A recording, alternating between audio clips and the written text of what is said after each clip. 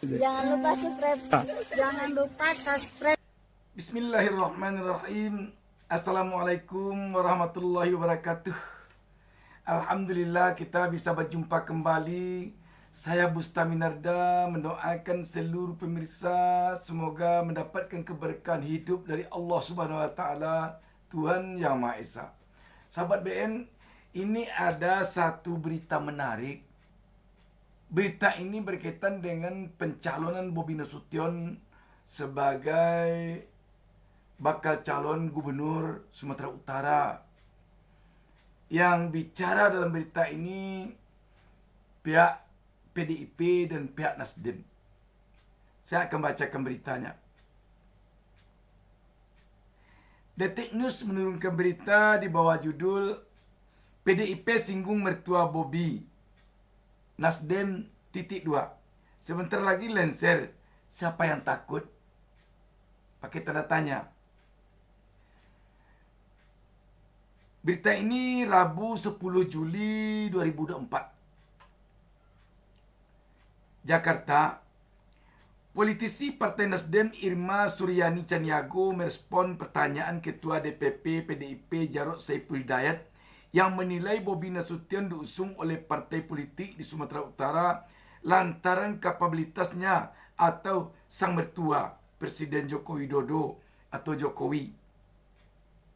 Irma mengatakan tak akan ada lagi yang takut dengan Presiden lantaran masa jabatannya akan berakhir. Menurut saya karena dia atau Bobi Nasution berprestasi. Saat ini Jokowi sebentar lagi lengser. Siapa pula yang takut dengan beliau? Kata Irma kepada wartawan Rabu 10 Juli 2024. Irma menyayangkan jika Presiden Jokowi selalu dibawa atas keputusan setiap partai politik. Ia menyinggung hak seseorang untuk dipilih dan memilih. Kasihan juga kalau semua ditimpakan pada Jokowi. Kerana dalam konstitusi kita kan juga mengatakan setiap orang berhak memilih dan dipilih, katanya. Irma mengatakan Nasdem memiliki pertimbangan sendiri dalam mengusung calon pilkada. Ia menyebut Nasdem selalu berpegang pada prinsip play to win atau bermain untuk mencapai kemenangan. Nasdem beri dukungan kepada paslon siapapun, tetap berpegang pada survei elektabilitas. Karena Nasdem punya tagline play to win, main dan menang. Karena dalam mendukung paslon berdasarkan hasil survei elektabilitas, tambahnya. Diketahui, Jarod Saiful Hidayat sebelumnya menanggapi kontestasi Pilgub Sumut di mana salah satu bakal calonnya yakni Bobi Nasution. Bobi sudah mengantongi dukungan dari sebagian besar partai atau disebut super koalisi. Jarod pun melempar pertanyaan apakah partai-partai super koalisi yang sudah menyatakan mendukung Bobi benar-benar mendukung Bobi atau mertuanya alias Presiden Joko Widodo, Jokowi. Pilkada Sumut ya, untuk Mas Bobi sudah dapat dukungan yang banyak. Itu karena Mas Bobinya atau karena mertuanya? Itu pertanyaannya.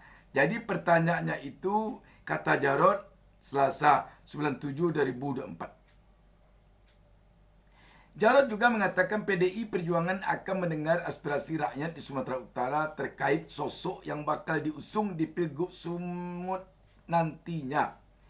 Ia mengatakan dukungan parpol dalam jumlah terhadap satu calon tak menjamin kemenangan di masyarakat.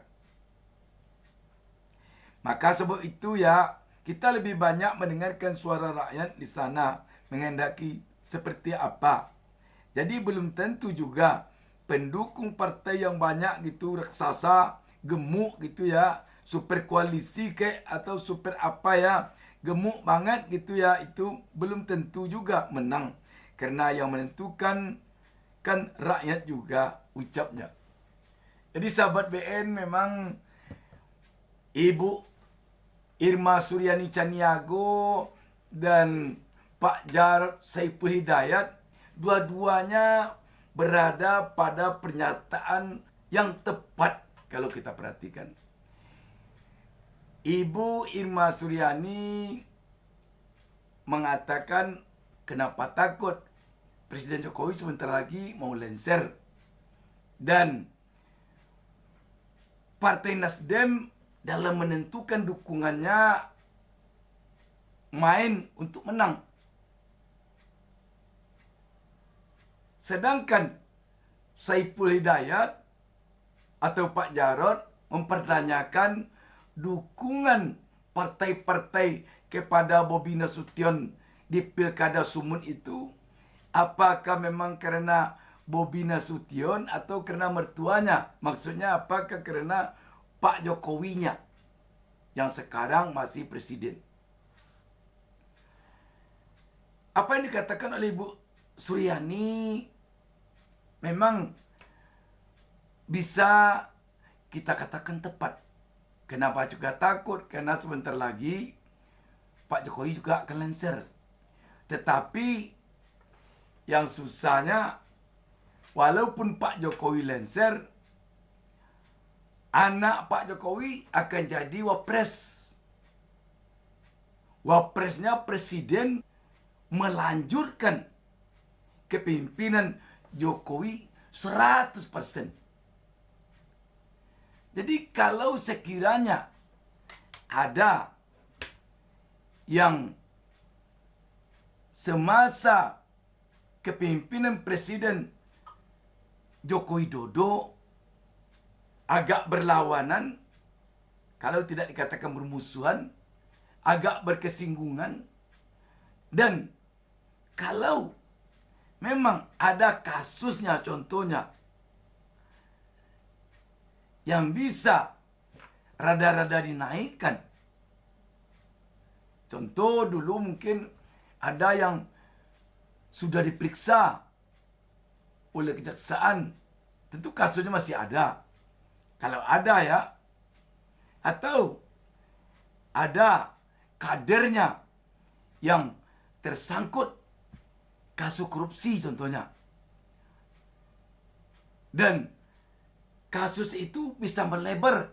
Kalau diperlebar, berpotensi dia untuk lebar. Jika Presiden Jokowi mundur contohnya, tentu gezanya tak ada lagi. Kekuatan politiknya tak ada lagi. Tetapi kalau anaknya yang jadi pelanjutnya, walaupun wakil presiden, dan orang yang melanjutkan kepemimpinannya 100% orang yang betul-betul pro dia, bukan tak mungkin itu akan menakutkan juga.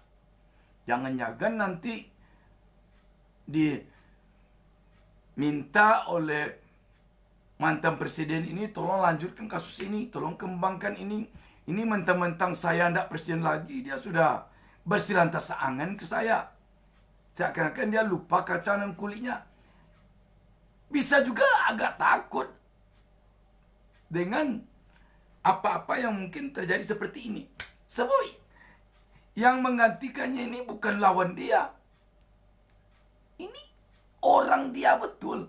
Malah anak dia ditompangkannya di sini. Selanjutnya, Partai Nasdem dalam mendukung seseorang calon atau pasangan calon, dia melihat kepada elektabilitas.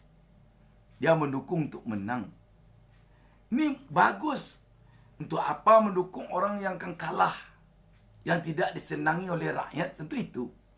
Tetapi kalau sudah nyata-nyata kelihatannya dia menang, dukung, itu ibaratkan pepatah sama dengan menumpang dengan biduk hilir. Ini sebuah perahu, sebuah biduk, dia mau hilir, mau menuruti sungai yang arusnya deras ke hilir. Kita numpang dari sana supaya hilir. Itu kan numpang di biduk hilir namanya itu. Harusnya kalau bisa, di samping main untuk menang, sebuah partai yang adalah menyuarakan suara rakyat, gunanya partai itu berdiri. Memperjuangkan keinginan rakyat, gunanya partai itu berdiri. Paling tidak Dia meminta pendapat kepada konstituen yang ada di daerah tempat akan dilaksanakan pilkada atau kontestasi politik tersebut. Jangan sampai suara yang banyak dari konstituennya di daerah itu si A yang harus didukung. Tapi karena ada bergening-bergening di pusat, karena ini, karena itu, dia mendukung si B. Itu kan bertentangan dengan aspirasi konstituennya yang terbanyak di daerah itu. Mungkin perlu juga begitu, bukan tok ini menang, ini sudah banyak partai yang mendukung nih. Ini jelas menang ini. Partai ini kemarin sekian kursi, sekian juta orangnya. Partai ini sekian juta, partai ini sekian juta, partai ini sekian ratus ribu. Dijumlahkan seluruh pemilih kemarin ini menang nih. Numpang pula kita menang di sini. Ini aja kita dukung. Kalau begitu, itu namanya kan turut-turutan saja. Tidak mau nanggung risiko.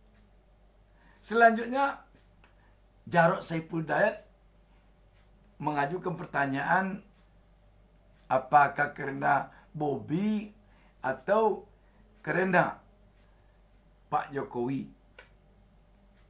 Benar. Perlu ini dipertanyakan oleh partai. Dan pertanyaan ini tentu kepada rakyat di Sumatera Utara, terutama kepada konstituen partai PDIP di Sumatera Utara. Karena apa ini banyak mendukung seperti ini? Karena turut-turutan, karena dia juga yang akan menang, kalau didukungnya lain kalah juga. Prinsip idealis partai harusnya walaupun yang didukung itu akan kalah, tetapi kalau yang didukung itu sesuai dengan ideologi partai, yang mungkin lebih baik daripada mendukung tokoh yang walaupun dia menang tetapi berlawanan ideologinya dengan ideologi partai kita yang akan mendukungnya. Di sinilah pentingnya idealisme partai. Dan sekarang memang kita agak sulit juga melihat mana partai yang betul-betul berpegang teguh kepada ideologinya. Susah juga mencarinya. Dan pernyataan Saiful Hidayat bahwa belum tentu yang banyak didukung partai akan menang. Benar juga. Ada contoh yang begitu. Sudah banyak terjadi pasangan calon yang didukung banyak partai kalah. Banyak terjadi. Makanya dikatakan pemilihan presiden dan wakil presiden, pemilihan gubernur dan wakil gubernur, pemilihan bupati, wali kota, wakil bupati dan wakil wali kota, itu bukan pemilihan partai, tapi pemilihan figur. Yang akan dipilih orang nanti bukan partai, tapi figur. Kenapa dikatakan figur yang dipilih orang? Banyak bukti. Kemarin ini Anies Baswedan tidak punya partai, tetapi kok begitu banyak suara yang diperolehnya. Bahkan malah dikatakan sulit sekali untuk mengalahkan Anies Baswedan. Sulit. Mahal sekali harganya mengalahkan Anies Baswedan pada Pilpres kemarin itu. Sedangkan dia tidak punya partai. Kalau memilih partai, rakyat waktu itu satu orang pun tidak akan ada memilih Anies. Satu orang tidak akan ada. Karena dia tidak punya partai. Tetapi yang dipilih orang figur. Bukti lagi. Waktu Pilkada DKI Jakarta. Ketika Joko Widodo melawan incumbent Fauzi Bowo. Saat itu Fauzi Bowo, partai yang mendukungnya, waduh, berjibun banyaknya. Banyak sekali. Sedangkan Jokowi waktu itu, kalau kita tidak keliru, yang mendukungnya PDIP dan Gerindra kalau kita tidak salah. Atau PDIP, Gerindra, Nasdem kalau kita tidak salah. Hanya itu. Yang mendukung Fauzi Bowo, waduh, banyaknya partai besar lagi. Tetapi apa yang terjadi? Fauzi Bowo walaupun incumbent kalah. Lagi-lagi yang dipilih orang figur orang tokoh. Jadi kepada PDIP kita juga tentu memberikan saran jangan terpengaruh oleh banyaknya partai yang telah mendukung Bobi.